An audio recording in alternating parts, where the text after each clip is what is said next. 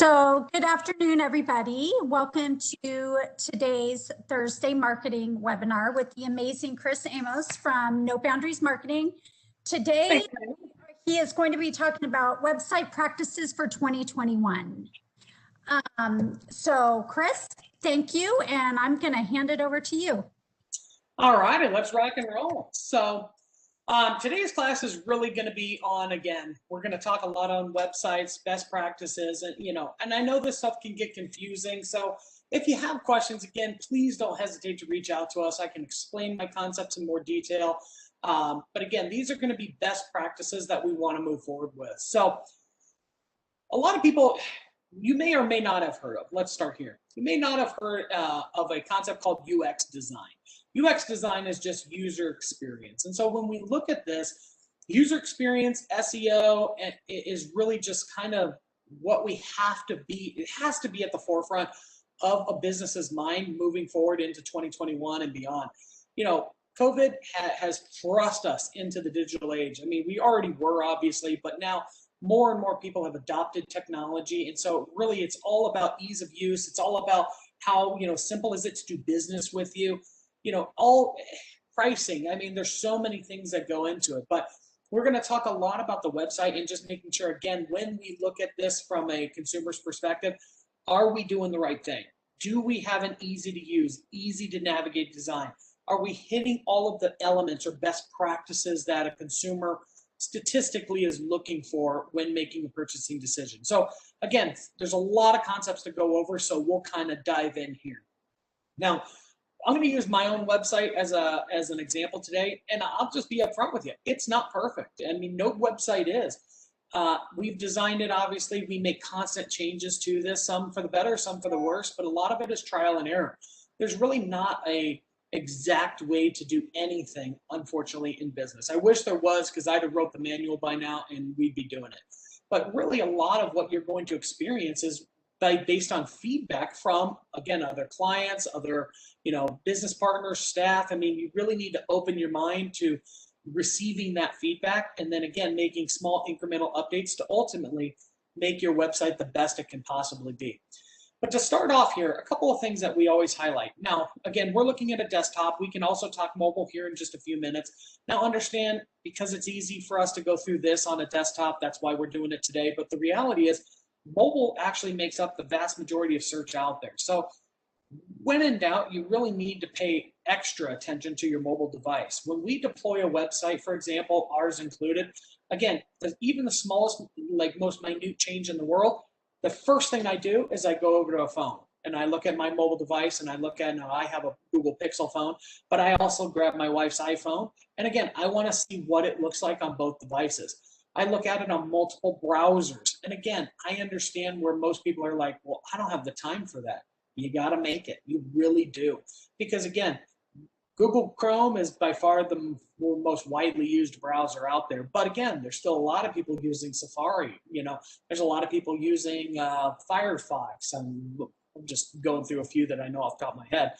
Internet Explorer. So when you make changes and when you build a website, or you have somebody build you a website, you need to do your due diligence and make sure that you review all these different platforms to make sure that you're providing the best user experience possible for consumers. So in 2021, looking at this nowadays, so one of the big things, obviously, COVID is here to stay. I mean, as much as we want to hope that this goes away as quickly as possible, at least for the foreseeable future, we are going to be, we have to be cognizant of this. We have to respect it, that there are some precautions that we have to take. Making sure that consumers understand how to do business with you is critical. So like an example, we have a little banner up at the top of our website. And again, we tell people, hey, listen, we are now doing consultations over the phone and through virtual meetings for the time being. Again, our office happens to be in a city-owned building and the doors are locked. So it kind of makes it difficult to meet with clients face-to-face at an office. But again, we want to be respectful to the community, and we want to try to limit our ability, or us going out in the public, stuff like that, meeting with clients. So again, we offer virtual options. If you're still offering in-store, again, make sure people know how to do business with you. So this is super important to make sure that you as a business owner have a COVID business statement and that it's very clear on your website and how to find it. From a branding perspective, you need to make sure that you have obviously your website logo. It needs to be consistent across the board. Number one thing that I see when I look at websites, social media, and all the different listings that businesses have out there is you will be amazed at how many of them actually have different logos or different ways or styles of logo. And what that does is it gets confusing to a consumer. You may look at it and laugh and say, that can't be true. But believe it or not, it is. You know, we want to create a consistent brand message, and this is how we do it. And it starts again with that website. Now, we chose to do things a little bit different. We did a vertical menu versus a horizontal. No different between the two. I mean, you can do it whatever your preference is. I just wanted to do something a little different for ours. But the important things to consider when you look at a website menu like this is, again, how easy is it for people to do business with you? How easy is it for them to navigate and see what it is that you do? How easy is it for them to connect with you on third-party platforms? Again, we have all of these things listed here. Do you have to have 6 of them? No. If you just do Facebook, just do Facebook. Don't list out profiles or different connection points if you don't actively manage those.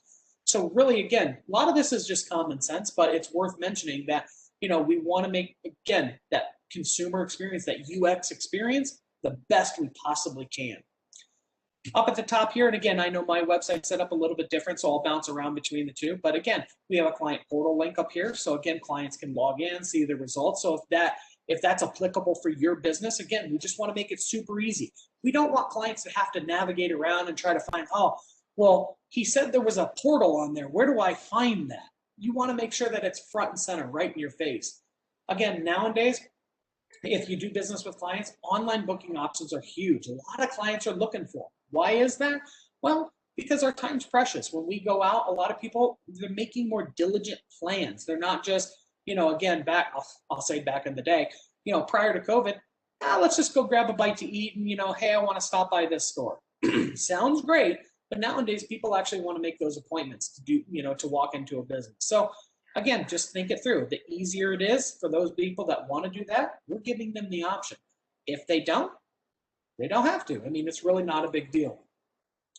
Next up, again, obviously we have our phone number here. We want to make sure, especially on mobile devices, that this is a click to call. So again, if they were to click this on a mobile device, it'll ring right through. So again, you don't want to sit there. The worst thing in the world is somebody on their phone and they're having to navigate back and forth between their dial pad and the website. Horrible user experience. And again, for me, I'm done. I'm just not going to call you.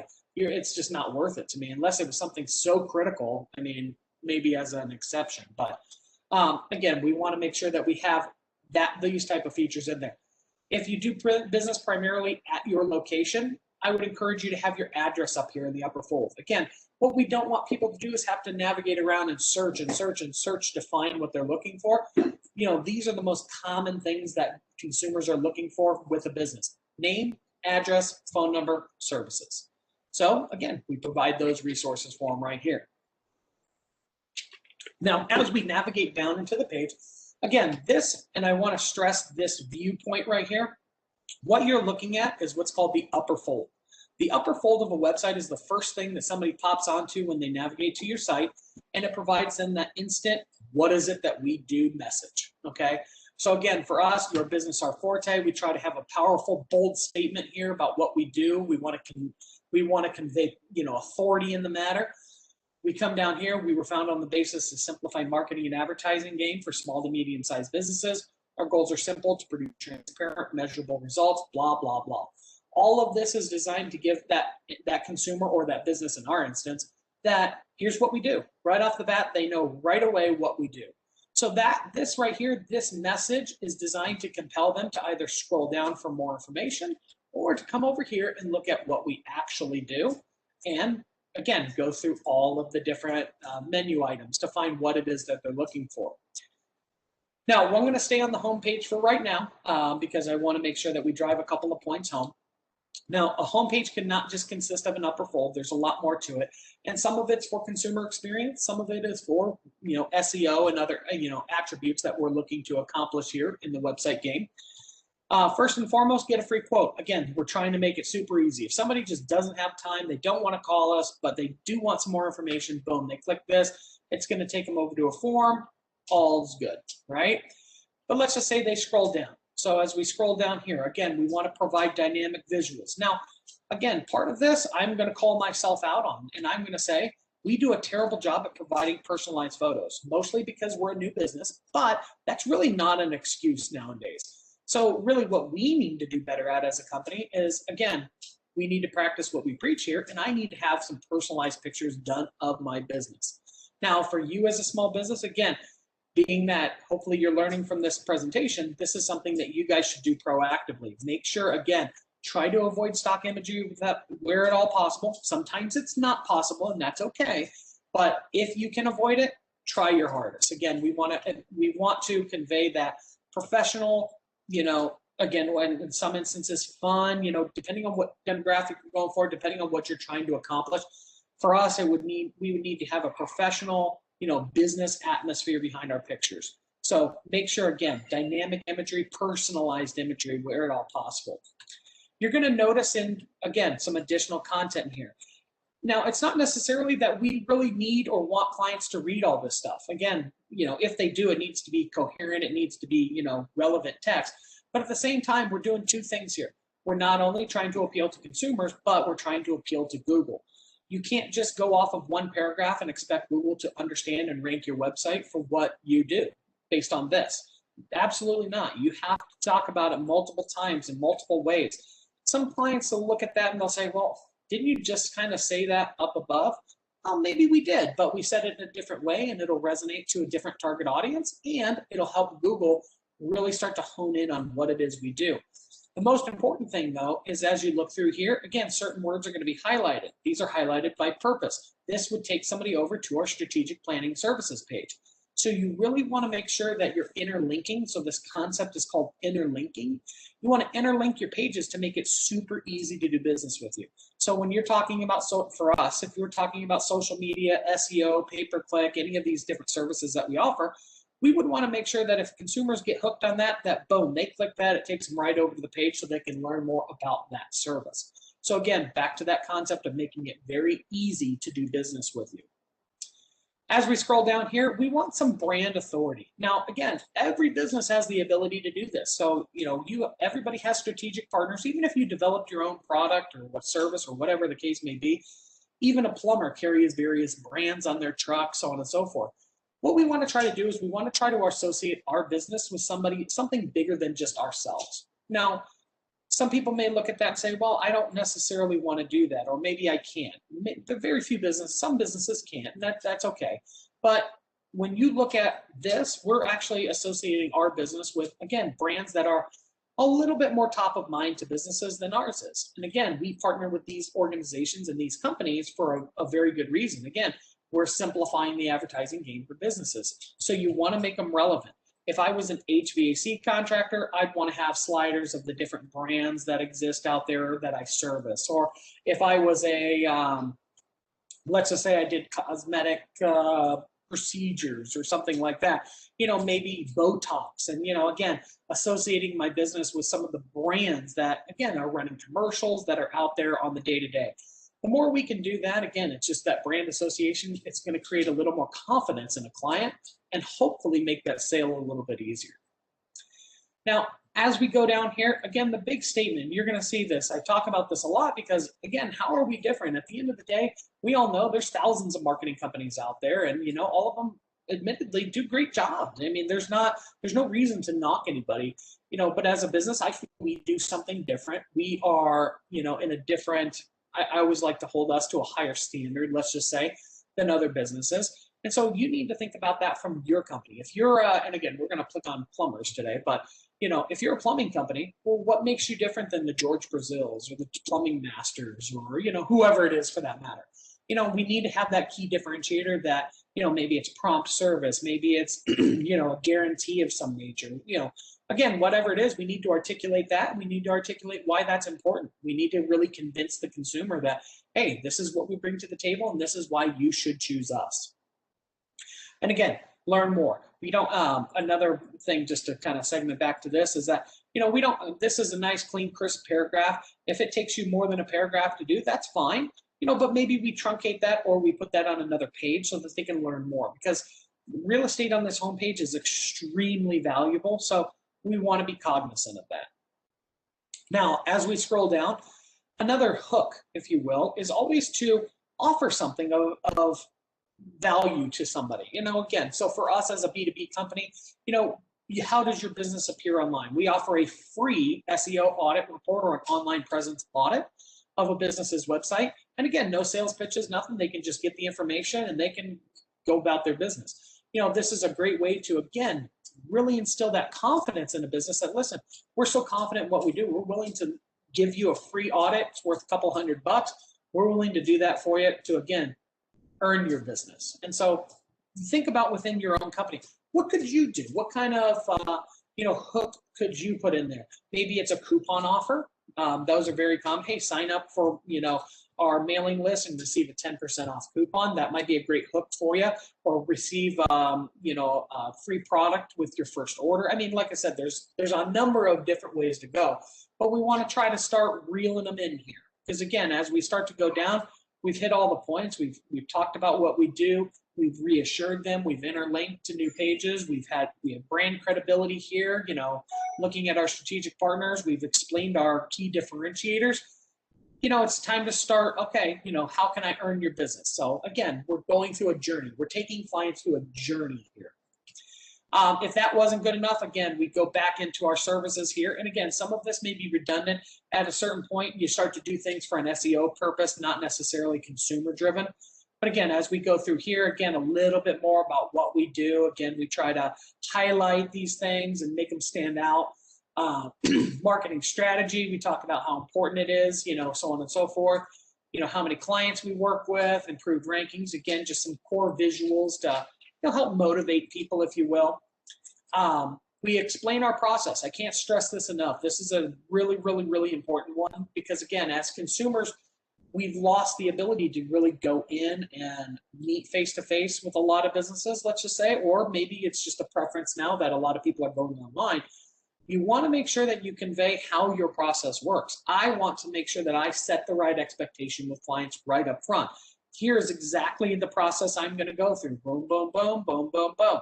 So again, they know going into it, okay, well, the first thing I'm going to do is this. It puts your mind at ease. Okay, this is what I'm going to do. This is what I'm going to go through. Next is this. So think about it like if you're going in for a surgery on something. You'd want to have that information ahead of time. Well, that's essentially what we did. We just gave them a little roadmap for that. And then a testimonial. Obviously, testimonials are huge. Sometimes it's that little thing that pushes somebody over the edge to purchase. So again, we want to make sure that we have, testimonials on there, or badges, again, badges of honor, awards, so on and so forth. Affiliations with other organizations. This goes along with strategic partnerships. You can see here, all the places or all the, organizations that we're a part of or that we partner with. Again, for us in the marketing business, these are accolades for us as our business. Community organizations we support, again, more back to brand recognition.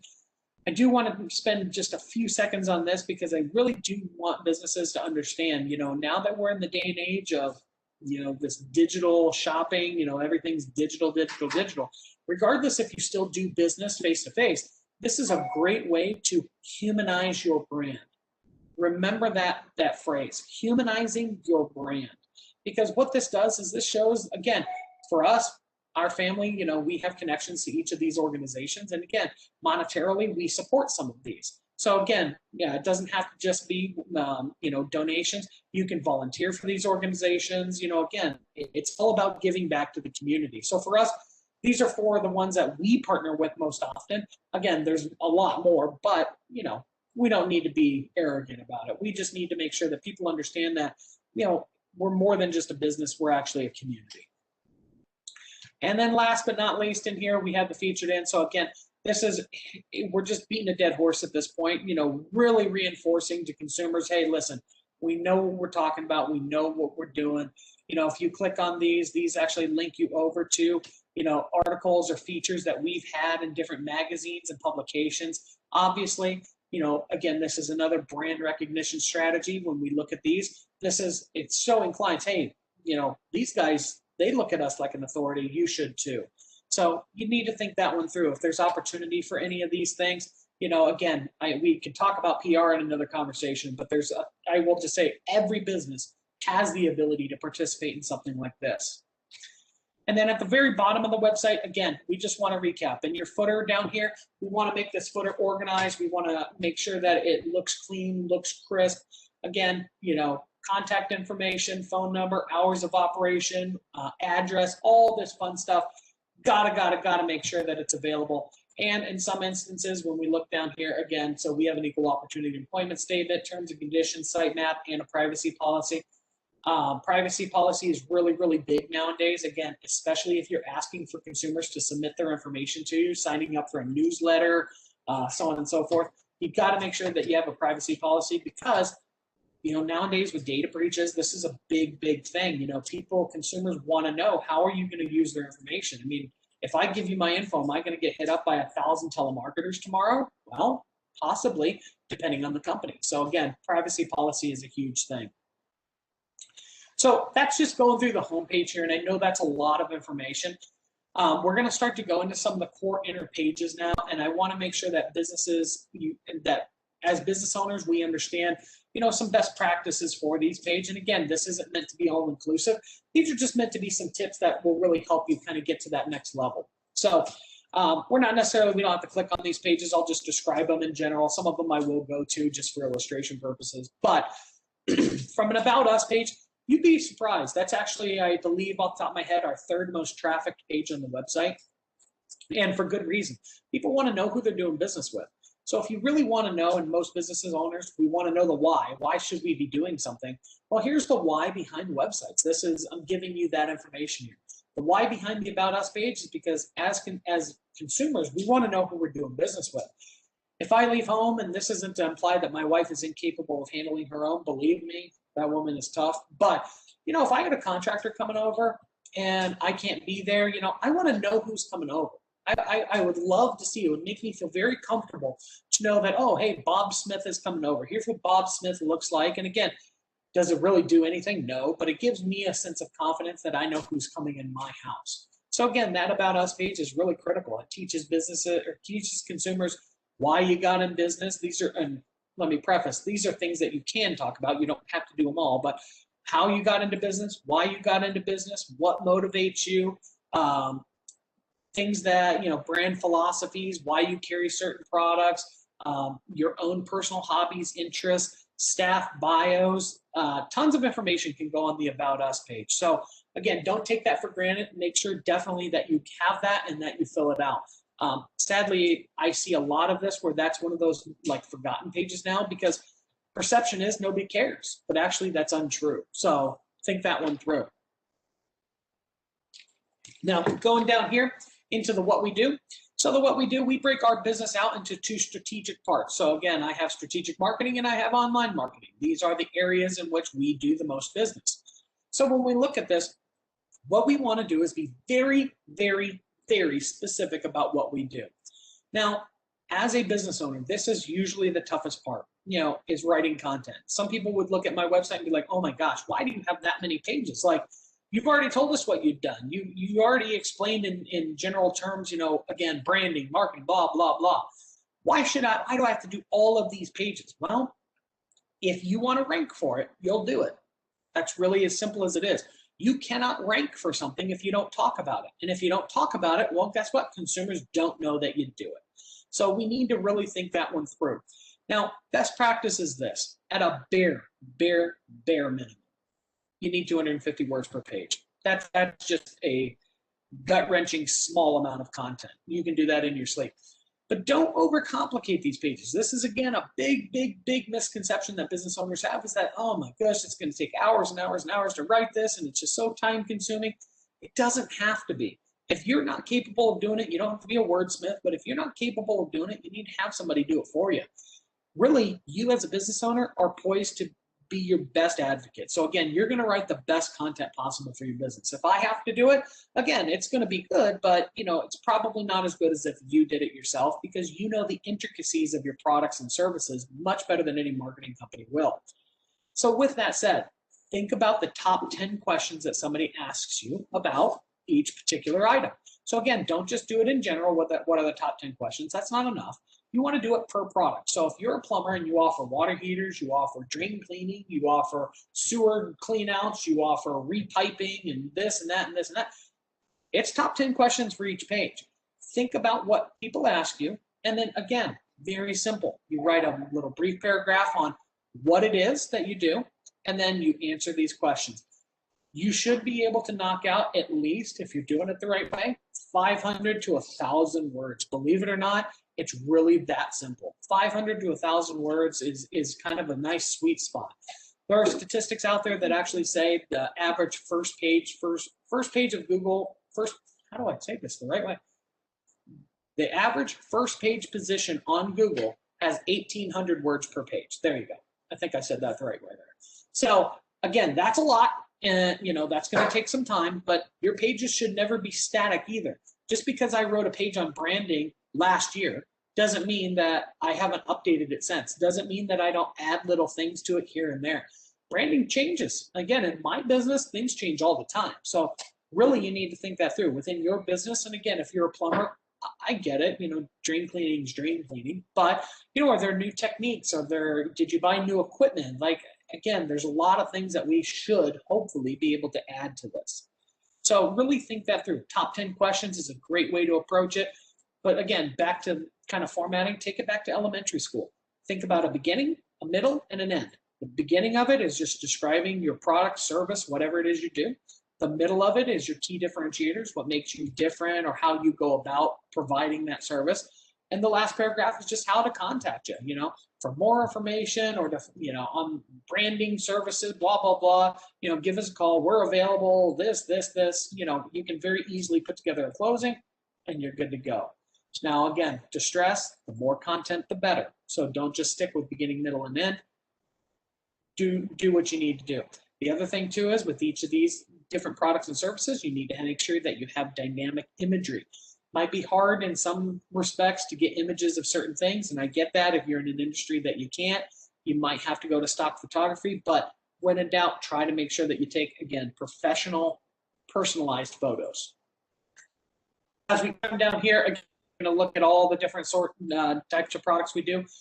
I would encourage you to organize your website menu in some way that's going to make sense to the consumer. Again, for us, these are strategic marketing, so this isn't necessarily anything in here is not going to be lead generating for a business. Now, public relations can be, but as a general note, these are consulting type services that we offer. The online marketing, these are lead generation type products. These are, a different type of service. So I differentiate my menu like that. I could probably break this down even further. But again, this is how we've chosen to do it for our business. Again, think intuitively about yours. What makes the most sense? We don't want, again, all of our menus are fairly organized. We have everything broken out as such, because what I don't want to do, I don't want people to have to keep scrolling like this down and down and down to find what they're looking for. Some businesses that have these menus that go on forever and ever and ever, those are obnoxious. They're not going to, that's not creating a good user experience. So think that one through as well. See how you can really break your products down into clean, easy to organize services. Next up is going to be case studies. So I always encourage businesses where possible, again, if you're a service-based business or you're providing a product or a service that this is relevant to, you always want to make sure you have those case studies in there. Now, we sign NDAs with all of our clients, so we don't ever reference a client specifically. What we do, though, is we do have case studies that support the findings or the results that we've been able to generate. That's our business. Our business is obviously different than most. So again, you just have to find out what's good for you. So it could be case studies, it could be testimonials, however you want to do it. The point of this section is validation. We want to make sure that consumers feel validated. Consumers can validate our results. They can see past, the objections that they have. And we're demonstrating our value by, again, a case study. Or again, maybe it's a testimonial, whatever works best for your business. These again are valid, they validate business, if you will. For us, events, and for a lot of businesses now that lack that face-to-face, events are huge. For us, again, we do quite a few webinars throughout the month. And again, this is our way to give back to the business community. But, for you, they could be lead generating. So think that through. Think about how you might be able to use or leverage events. excuse me, sorry. The one thing I will tell you is on events, don't get discouraged if nobody comes. You know, oftentimes when we look at, you know, even these classes here with the Texcelerator, you know, we might get 5 or 10 people that attend a class, but really the value comes after the class. Whereas, you know, people watch these multiple times. You know, some of the videos have hundreds of views. And so, you know, that's where your true value is. So think of events and, you know, recording your events, stuff like that as the gift that keeps giving. Over time, they will show their benefit. So don't get right away. You know, make sure that you have things well planned out. A lot of mistakes I see with businesses on websites is that they'll put a couple of events on there, but like that event's on Friday and here it is Tuesday. That's just not enough time for somebody to really build momentum and get some, you know, traction. You need to give people at least 15 days. That's a bare minimum. But again, the more time, the better. So you know, for us, we try to plan out at least quarterly. And I know that can be tough for some businesses, but do your best. Try to make sure that you have events on there. Give people enough time so that you can obviously promote it and build some awareness, so on and so forth. FAQs. Huge, huge, huge. Can't say it enough. Huge. If you need to keep going, it's huge. The benefit behind FAQs is this.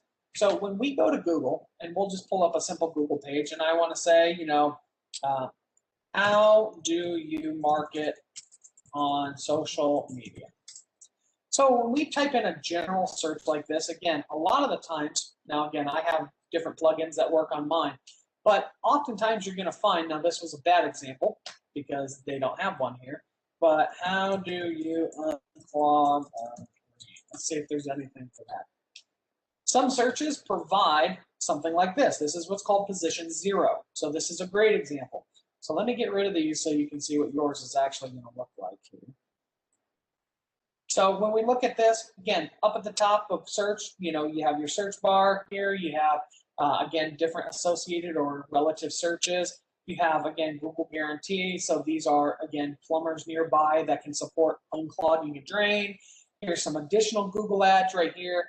And as we go down, boom, position 0. This right here is a snippet from a website that Google feels most accurately answers this question, because that is a question. So when you look at this, for half a cup, blah, blah, blah, so on and so forth, you know, again, the spruce.com gets the ticket for this. So they got position 0. There's a ton of traffic that goes here. They may not click on this because, again, Google does a very good job of giving you little snippets. So don't get worried if your click traffic goes down or your analytics look a little off. By virtue of having this right here, it is invaluable. I can't stress it enough. But this type of stuff comes from blogs and it comes from frequently asked questions. Because, again, what is SEO? That's a very specific question in there. So, again, you want to try to answer questions. That's what's going to get you to position 0.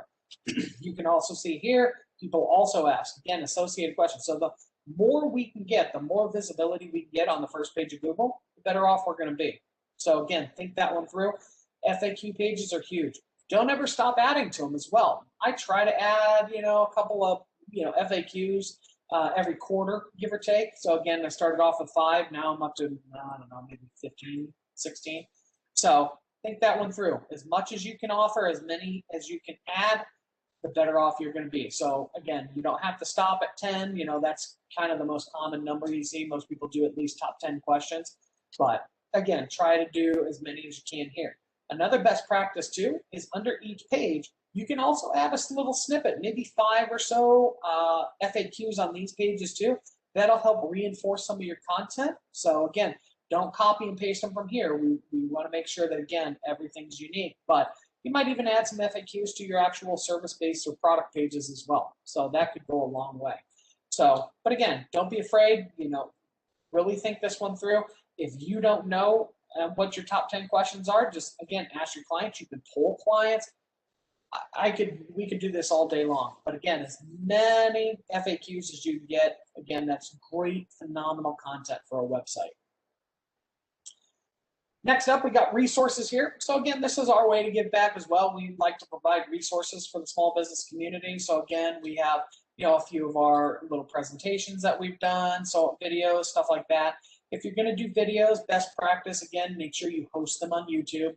YouTube is the second largest search engine in the world. So again, we want to leverage that search traffic as well. So a good rule of thumb is upload your videos. So if you do a presentation or a webinar, upload that to YouTube and then take that YouTube link and embed it on your web page. That'll make for a great user experience and it won't bog down your website. Next up, we had some COVID-19 resources that we did. So again, these were just some brief presentations that we did for COVID-19. And then last but not least, we have some additional tips for small businesses. Again, how to, this is kind of our little 9-step process for really getting a business off the ground. You follow these little steps. We give you some tools, some industry resources. And again, you're off to the races. So, again, this is our way to build that confidence. So where a client may come to us and maybe they can or can't afford our products or services at this time, but we build a relationship by helping them. And so again, for some industries or some businesses, that's practical. Other ones, it's not. If you're selling retail clothes, maybe not. But, again, if you're an insurance agent or, a plumber or something, maybe you sacrifice a little business, if you will, by providing some resources. But at the end of the day, you're going to earn a lifelong client by doing it. So again, that's why we do it. Last, but certainly, actually not last, but second to last here is our blogs. So I want to really explain what a blog is and why we do them on websites and what they're actually designed to do. I want to stress this. So when we look at this, again, if I click on a blog here, again, you can see the date it's published. You can see here, this was a particular press release, so on and so forth. Our business is tagged on it, so on and so forth. What you really want to do with a blog reinforces inner content. Okay, a blog is not lead generating, despite popular belief. Some people say they blog for that's a different type of blog. Most businesses don't think of blogs in the right context. So I'm simplifying this. An on-site blog like this is designed to reinforce content on a website. So when we look at this, again, I can interlink, and again, this is a press release, so this is a bad example, but if we had keywords in here like social media, SEO, or PR, or this or that, those should interlink over into these core pages here. So again, what that's doing is that's telling Google, hey, this article right here, all this content that we just created supplements that page over here. So it gives these pages, these inner core pages, a little boost, which is fantastic. That's what we want. So when you're writing blogs, again, just make sure you're interlinking pages. That's huge. And you need to make sure to tag and categorize them appropriately. Or if you don't do categories, like we don't do categories for ours, it doesn't make a difference. So, again, I'm not going to sit here and say you have to do all this stuff. Like, again, if you leave them in categories, that's fine. It's usually just a pet peeve for most people. But when you look at that, make sure you're consistent. That's the key, is if you're going to do it one way one time, you've got to do it that way the whole time. So don't go and, I'm just going to get lazy and I'm not going to do it now. That, again, creates a bad user experience. Interlink content, be consistent. Last thing I'm going to give you on blogs is, again, back to consistency. You need to be consistent when you do them. So, again, we typically produce about 4 blogs a month. And so, again, you don't have to have a rhyme or reason for the day. I mean, again, a best practice would be to get into a groove or a rhythm. But, again, it's quantity that we're looking for. If you're doing 4 blogs a month, be consistent with that. Do 4 blogs a month. If you do 1 blog a month, be consistent. Do 1 blog a month. A lot of the times when businesses take these classes or webinars and they learn a little bit and they get some good takeaways, they're really good at doing them for a period of time, and then all of a sudden falls off the radar. Mostly because people don't feel that they're getting the benefit from it, but I can tell you, these are the gifts that keep giving. Some of our blog pages rank higher than our inner core pages. Again, I don't really care how a company finds us as long as they do. That's the purpose of this stuff. So again, I really, really, really encourage, be consistent, write blogs. General rule of thumb, again, back to a minimum of 250 words. We really want to hit a targeted around 250 to 500 is a best practice. And again, make sure that they're interlinked. I can't stress that enough. Last but not least, we have the Contact Us page. Again, I got a lot of people that feel that this is unnecessary. Well, whether you do or you don't, it's there and it needs to be there. Again, some people, that's just their natural attraction. They go right to the Contact Us page. Great. We're making it easy to do business with us. We're reinforcing with Google. Here's our contact. Again, it's uber simplified for them. We're consistent across the board. We have a contact form where somebody can reach out and get in touch with us. So again, and I know it seems repetitious. I know it seems unnecessary, but as a best practice, have one. Again, it's not going to hurt you. It can only help you. So I know that's a ton of information. I tried not to, dump on everybody today, but, again, I really want to emphasize some of these key features. I use my website as the example. This isn't meant to be, you have to follow mine exactly. Hopefully you got some tidbits out of this that you can use, but if you have any questions, please don't hesitate to give us a call. Thank you, Chris. Great information as always. Like Chris mentioned, if you have any questions, go ahead and give him a call or shoot him an email. Also, just so you know, and I know I say this every week, but we record all of these sessions. So if you missed something or there was one particular part of the webinar that you want to go back and rewatch, you can find all the webinars on our City of Surprise Economic Development YouTube channel. So I believe we will be back here next week, same time, same place. And I believe you will be talking about which social media platform is best for your business. Yeah, we're going to go through each platform. We're going to talk about kind of their highlights and really where they live and what demographic supports that the most. I mean, again, a lot of emphasis on Facebook being the most common, but some people, they want to know about TikTok. They want to know about Snapchat, Instagram. That's so relevant. Who even goes on that? These are great questions. Great. I'll be looking forward to it. Thank you very much. And we'll see you next week. Thank you, ma'am. I appreciate you. Have a great week. You too.